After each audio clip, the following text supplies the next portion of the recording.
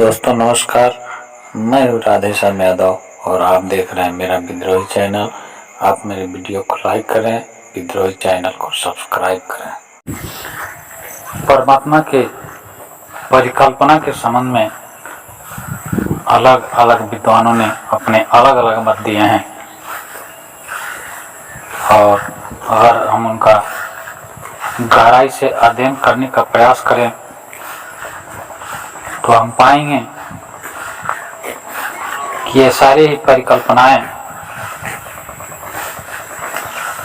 किसी न किसी ठोस आधार पर खड़ी हैं और इन्हीं परिकल्पनाओं में आज हम एक ऐसे परिकल्पना की चर्चा करेंगे जिसके संबंध में यह कहा जाता है कि इस पूरे दुनिया को बनाने वाला परमात्मा इस दुनिया को रचने के बाद सारे को सिस्टमेटिक तरीके से बनाने के बाद इस दुनिया को छोड़कर के बहुत दूर चला गया, जहाँ पर कुछ विशेष लोग ही पहुंच सकते हैं। और अगर हम व्यवहारिक तर्क के आधार पर यह जानने का प्रयास करें तो हम पाएंगे कि जिस तरह से किसी कंपनी का एक मालिक अपनी कंपनी को बनाता है, उसमें कुछ मशीनें लगाता है, कुछ इंजीनियर्स को रखता है, कुछ मार्केटिंग और सेल्समैनों को रखता है, कुछ दूसरे मजदूरों और कर्मचारियों और अधिकारियों को रखता है। ये पूरा सिस्टम बनाने के बाद वह कंपनी से दूर जाकर के अपना एक आवास बनाकर आता है, जिससे संपर्क करने के लिए कुछ खास लोग ही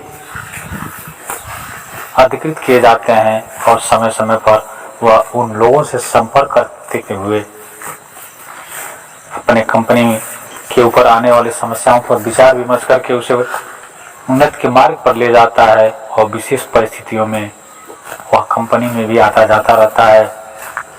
ठीक इसी प्रकार इस दुनिया को बनाने वाला परमात्मा भी एक पूरा सिस्टम बनाने के बाद, एक इस विराट अस्तित्व को बनाने के बाद इस दुनिया से बहुत दूर चला गया, जो विशेष परिस्थितियों में इस दुनिया में आता है और कुछ विशेष लोगों को अधिकृत कर रखा है, जिन्हें हम पैगंबर, तीर्थकर या दूसरे शब्दों से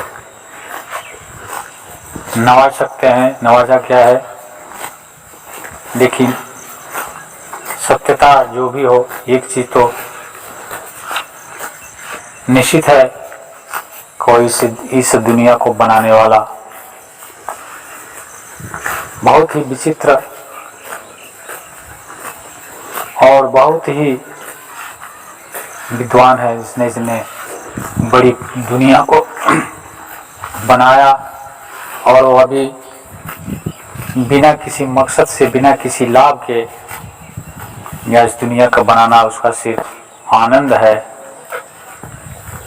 और इससे भी बड़ी बात कि जब भी मनुष्य उसे करुणा के साथ पुकारता है, जब भी मनुष्य उसे अपने हृदय से पुकारता है, तो वह जहाँ भी रहता है, जिन परिस्थितियों में भी रहता है, वहाँ से और उसकी मदद करने के पहुँचने में उसे चंद मिनटों लगते हैं और वह तुरंत पहुँचकर उसकी मदद करता है।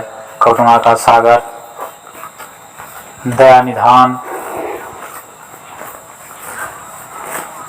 परम आनंद का स्रोत, परमानंद, अनाथों के नाथ और न जाने ऐसे कितने शब्दों से उसे नवाजा गया है। इस दुनिया में सारी चीजें उसने मनुष्य के लिए बनाया हुआ है, क्योंकि इस पूरी सृष्टि में मनुष्य उसकी सर्वोत्तम रचना है। मनुष्य को रचने के बाद उसने और कुछ रचा ही नहीं।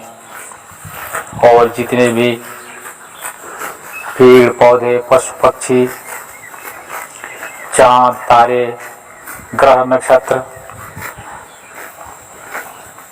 फूल पत्तियां, हवा, गर्मी, जितनी सारी चीजें हैं वो सब मनुष्य की आवश्यकताओं और मनुष्य के आनंद के लिए बनाया उसने।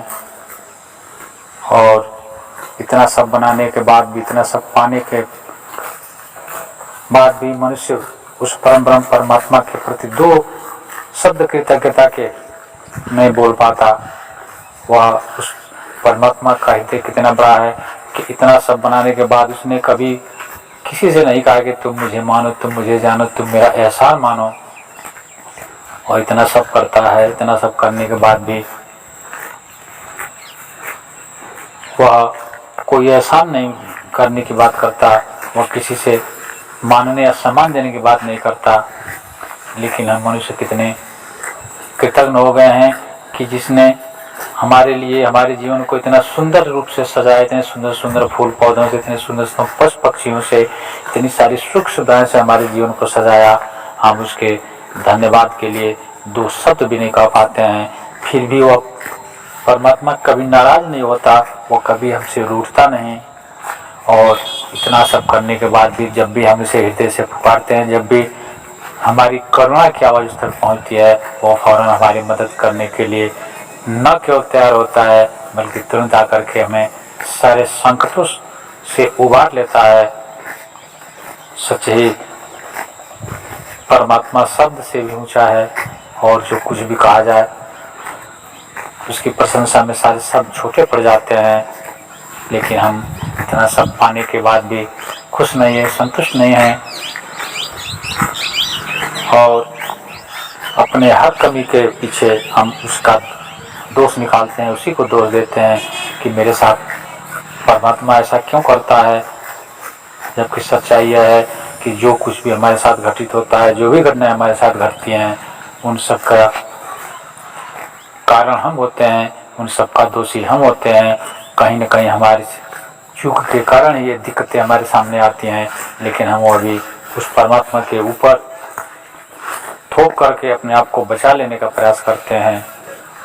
परमात्मा का सामना करने वाला दूसरा कोई हो ही नहीं सकता।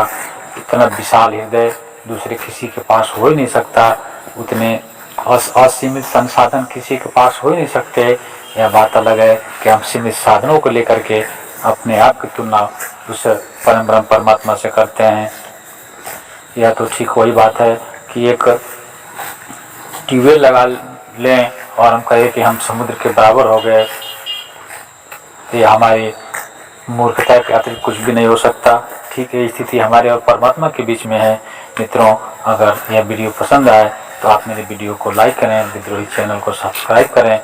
मिलते हैं अगले वीडियो में, तब तक के लिए नमस्कार, जय हिंद, जय भारत, वंदे मातरम।